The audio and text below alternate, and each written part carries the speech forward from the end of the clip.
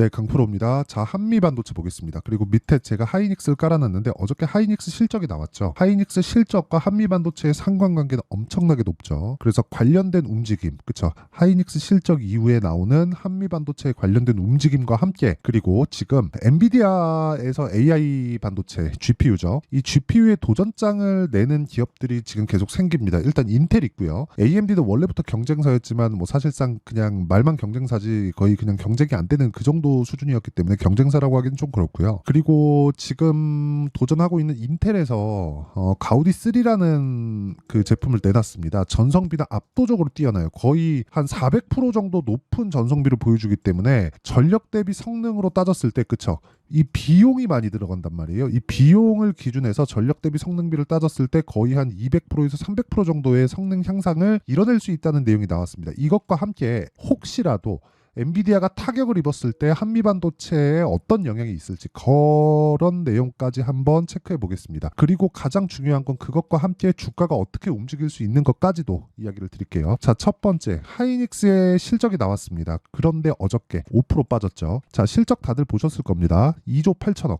그쵸? 2조 8천억의 실적이 나왔습니다. 여기에는 HBM에 대한 영향이 상당히 크겠죠. 그리고 낸드가 돌아선 뭐 그런 부분들, 그리고 기존의 수요가 돌아섰다는 그런 부분들이 함께 발생을 하면서 전반적인 반도체 가격이 반등을 해서 나온 결과입니다. 그런데 이 전반적인 반도체 가격이 반등을 하게 된 첫 번째 원인은 AI가 맞아요. 그런데 두 번째 원인이 있어요. 그게 삼성전자입니다. 삼성전자에서 낸드를 포함한 반도체 가격을 끌어올렸어요. 감산을 하면서. 그쵸? 그리고 이건 삼성전자밖에 못합니다. 그런 영향을 받았다고 보시면 돼요. 자, 근데 실적이 이렇게 잘 나왔는데도 불구하고 어저께 주가 하이닉스 같은 대기업이 5%나 떨어졌습니다. 이건 왜 그럴까요? 선반영 받았다고 시장은 인정을 한 거예요. 그쵸?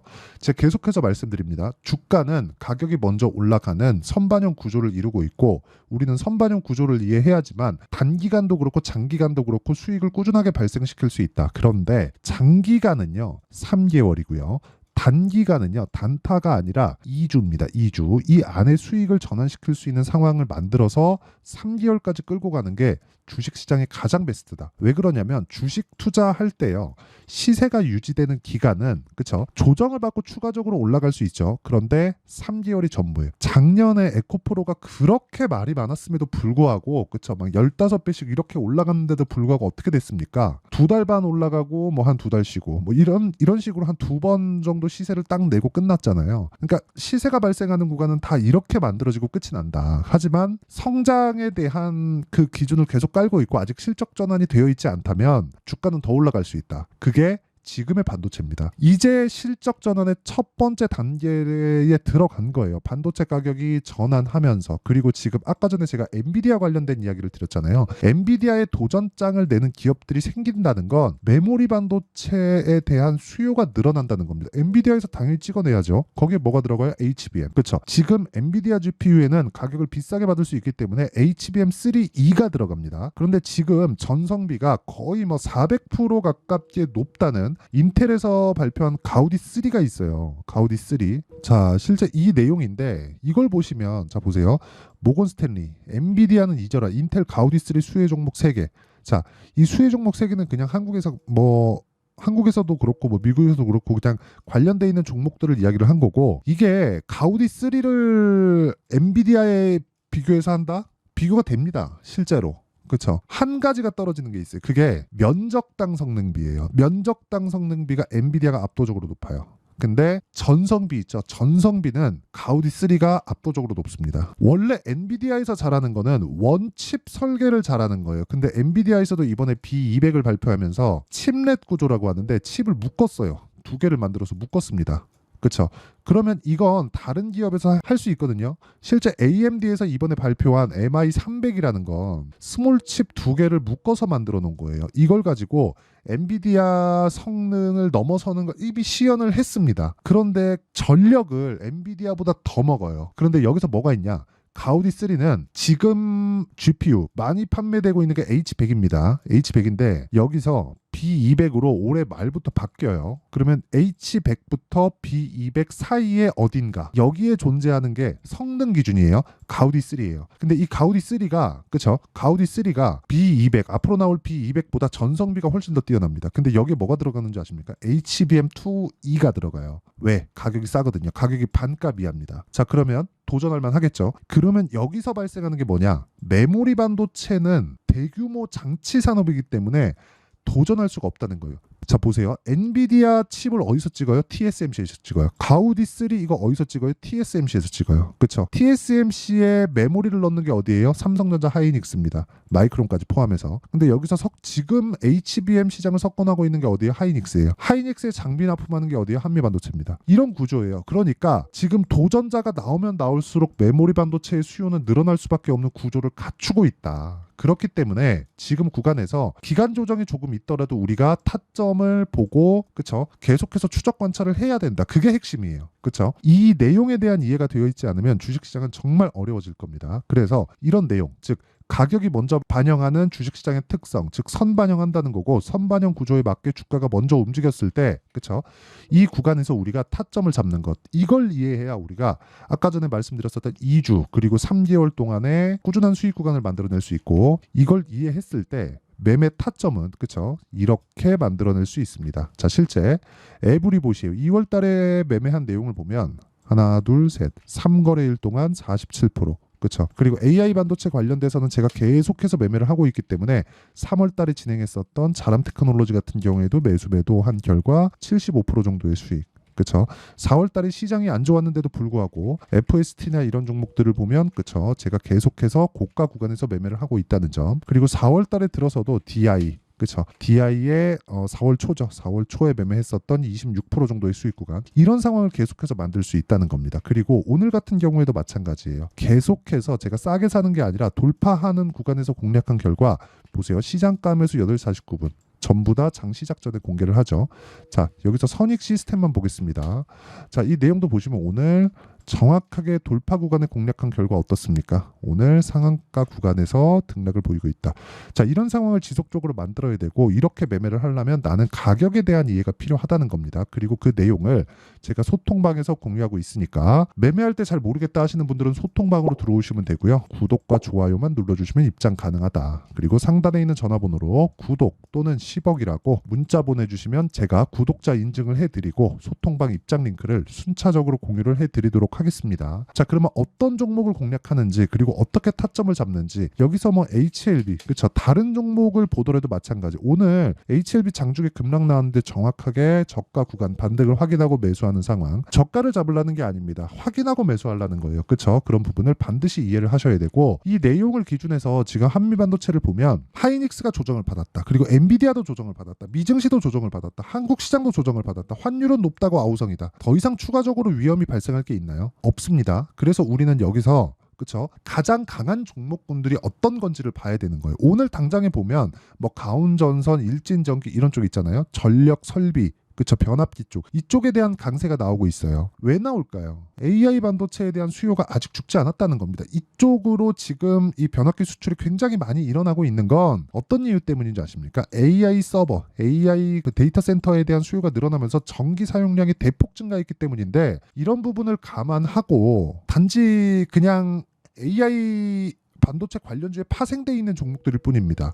그러니까 미래 가치가 좋아질 수 있는 환경이 갖춰져 있는가 없는가가 중요한 거지 그 이후에 보는 앞으로 어느 정도 실적이 나올 거예요. 실적 잘 나왔어요. 이게 중요한 게 아니란 말이에요. 근데 그것보다 먼저 반영하는 게 가격, 그렇죠? 시세라는 거고 그 시세에 대한 부분을 이해하는 게 필요하다. 그리고 그 이해를 했을 때 아까 전에 말씀드렸었던 이런 매매를 할 수 있고 이런 매매를 소통방에서 진행하고 있으니까 구독과 좋아요, 그렇죠? 구독과 좋아요 눌러주시고 상단에 있는 전화번호로 구독 또는 10억이라고 문자 보내주시면 제가 구독자 인증을 해드리고 입장 링크를 순차적으로 공유를 해드리도록 하겠습니다. 자, 그러면 그렇죠? 이 내용을 가지고 어떤 식으로 타점을 잡는지 알아야 되겠죠. 그 내용에 대한 부분을 여기 한미반도체의 가격 그리고 단기 보유 전략 그리고 최근에 시장이 조금 어려운 구간을 지나고 있고 변동성이 커졌기 때문에 한미반도체의 실시간 타점을 제가 문자로 공유를 해드리도록 할 테니까 구독과 좋아요 눌러주시고요. 상단에 있는 전화번호로 한미 자, 한미라고 문자 보내주시는 분들에 한해서만 제가 한미반도체의 실시간 타점 그리고 가격과 단기 보유 전략을 어떻게 만들어가야 되는지를 문자로 공유를 해드리도록 하겠습니다. 자, 전체적인 내용은 미래 가치를 반영하는 주식시장의 특성이에요. 그렇죠. 원래 그런 특성을 가지고 있다. 이 구간에서 우리는 타점을 잡고 매매를 꾸준하게 이어갈 수 있는 환경을 만들어야 된다. 이런 부분을 이해했을 때 우리가 어느 정도의 매매를 이끌어갈 수 있고 어느 정도 성과를 낼 수 있는지 그 내용에 대해서 제가 이해를 시켜드리도록 할 테니까 영상 끝까지 시청하시고요. 모든 분들이 성공 투자하셨으면 참 좋겠습니다. 그리고 한미반도체 지금 매수할 수 있는 타점을 잡아야 될 때입니다. 이 부분 반드시 기억하세요. 자, 24년도가 돼도 여전히 시장은 녹록지 못합니다. 이런 상황이 벌어지는 건 어쩔 수 없습니다. 이런 상황에서도 수익이 나는 종목들의 구조는 변하지 않습니다. 즉 대시세 종목에 대한 구조는 변하지 않는다는 거고, 실제 제가 소통방에서 지속적으로 이야기를 드리고 있는 내용도 대시세 종목이나 시장 주도주를 공략하는 건 철저하게 가격 분석을 하라고 이야기를 드리고, 가격 분석 이후에는 이슈에 대한 파악, 그리고 이슈를 파악하고 나서는 다시 내가 얼마에 매수할지 그 타점에 대한 부분을 지속적으로 언급을 하고 있습니다. 자, 근데 생각해 보세요. 1월 달에 시장이 굉장히 어려웠습니다. 어려운 상황에서의 어떤 종목들이 강했냐 보면 반도체와 그리고 바이오입니다. 자, 실제 여기 보면요. HLB에 제가 실제 매매한 내용을 띄워놓고 보여드리고 있는데, 1월 22일부터 매매를 시작해서 4일 동안 31%의 수익 마감이 됐고요. 그리고 여전히 신고가 종목입니다. 자, 그리고 그 다음 어보브 반도체, 이름을 보시다시피 반도체 종목이죠. 그리고 AI 반도체는 지속적으로 강세를 보이고 있습니다. 이 종목도 신고가를 먼저 달성한 이후에 제가 21%의 단기간에 21%의 큰 수익을 내고 마감이 됐습니다. 다시 재공략을 준비하고 있고, 이런 부분은 소통방에서 다 공유를 해드립니다. 자, 그리고 그 다음 코세스. 자, 코세스 같은 종목도 당연히 그쵸, 신고가 종목이고요. 그리고 반도체 종목입니다. 이 종목도 영업일 기준에서 이틀 동안 대략 한 15%의 수익 마감이 됐습니다. 내용을 한번 보시면 어떻습니까? HLB를 포함해서 뭐 30%, 20%, 뭐 15% 이런 식의 수익이 지속적으로 발생하고 있는데, 이 세 종목 모두 다 신고가 종목이고 1월 달에 시장이 약세를 보이고 있는 구간에서도 강했었던 그런 종목입니다. 특징점이 하나 있는데, 그 이슈에 앞서서 가격이 먼저 반영했다는 거죠. 자, 근데 그게 기업 밸류업 프로그램이라고 하죠. 그 종목들도 마찬가지입니다. 오늘은 그 부분에 대해서 이야기를 드릴 텐데, 그렇게 제가 가격을 먼저 보고 이슈에 대해서 파악하는 이유는 결과적으로는 큰 시세를 먹기 위한 사전 준비 작업입니다. 실제로 큰 시세를 먹기 위해서 사전 준비 작업을 했을 때 여기 레인보우 로보틱스 127%, 그리고 ISC 98%, 그리고 한미반도체 97%의 큰 수익을 내는 상황을 만들 수 있습니다. 어떤 식으로 소통방에서 진행됐는지, 그쵸? 그 상황을 제가 이야기를 드린 건데, 이런 상황도요, 당연히 신고가를 공략했을 때 가능한 겁니다. 자, 그러면 이번에도 마찬가지입니다. 그쵸? 정부 주도의 코리아 디스카운트 해소 방안이 2월 달에 발표를 하고요. 그리고 2월 달에 발표된 내용을 토대로 주가가 움직이는 게 아니라 이미 움직인 내용이 있죠. 실제 이 내용은 크게 중요한 게 아니라는 겁니다.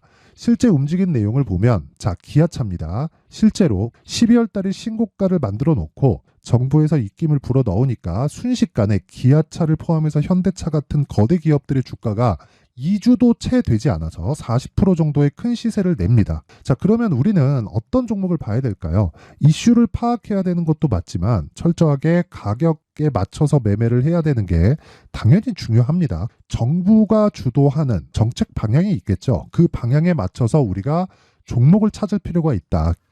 자, 그러면 답이 나왔습니다. 정부가 주도하는 방향에 맞춰서 제2의 기아차를 찾는 게 지금은 중요하다. 근데 정부 정책의 방향에 맞게 가자.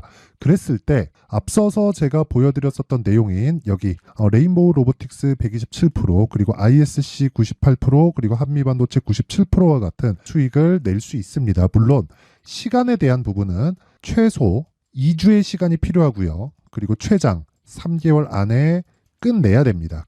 자, 기아차의 시세를 보셨던 것과 같이 2월 달에 정부 정책의 방향이 결정되고요. 바로 3월 달이면 시행입니다. 자, 그러면 우리는 거기에 맞춰서 당연히 종목을 찾아야 되고, 제가 제2의 기아차를 찾아놨습니다. 제가 아까 전에 소통방에서 이야기를 드렸었던 내용 다 공개를 해드렸는데 그 내용처럼 종목만 받고 싶다 하시는 분들은요. 상단에 있는 제 전화번호로 대시세, 자, 대시세라고 문자를 보내주시면 정부 정책의 방향에 맞는 종목을 모든 분들에게 무료로 공개를 해드리도록 하겠습니다. 자, 제가 원하는 건 채널 성장이 목적입니다. 자, 그래서 구독과 좋아요 꼭 좀 부탁드리고요. 모든 분들이 정부 정책에 맞는 방향으로 매매를 이어가서 큰 수익 보셨으면 좋겠습니다.